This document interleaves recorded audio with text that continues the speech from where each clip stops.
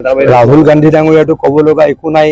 ৰাহুল গান্ধী ডাঙৰীয়াই মুখ্যমন্ত্ৰী ডাঙৰীয়াক সমালোচনা কৰাৰ বাহিৰে তেখেতৰ মন মগজুত কিবা আছে বুলিতো মই নাভাবোঁ।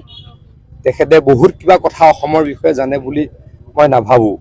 তেখেতক মই ক'ব খোজোঁ যে সাগৰলৈ যেনেকৈ বহু দূৰ, তেনেকৈ কংগ্ৰেছৰ অসমত চৰকাৰ বনোৱাটো বহুত দূৰ। অসমত কংগ্ৰেছে চৰকাৰ বনাবলৈ 64টা সমষ্টিত জিকিব লাগিব।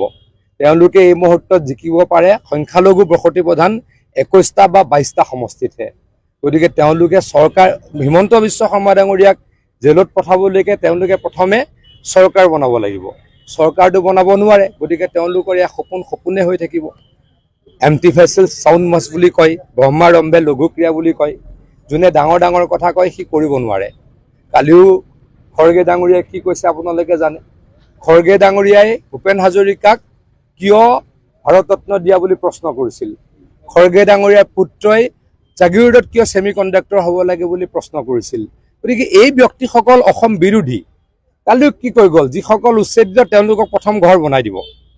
যিসকলে অবৈধভাৱে মাটি দখল কৰিছে তেওঁলোকক উচ্ছেদ কৰাটোতো আমাৰ কৰ্তব্য। আমিতো কাৰো পট্টা মাটিত গৈ উচ্ছেদ কৰা নাই। পট্টা মাটিত গৈতো আমি উচ্ছেদ কৰা নাই। ফৰেষ্ট লেণ্ডত উচ্ছেদ কৰাটো হাইকোৰ্ট সুপ্ৰিম কোৰ্টৰ অৰ্ডাৰ। সেই অৰ্ডাৰ মুখ্যমন্ত্ৰী ডাঙৰীয়াই পালন কৰিছে আৰু তাৰ বিৰোধিতা কৰিছে কোনে? খৰ্গে ডাঙৰীয়াই, ৰাহুল গান্ধী ডাঙৰীয়াই। তেখেতলোকৰ ফাৰ্ষ্ট এজেণ্ডা কি?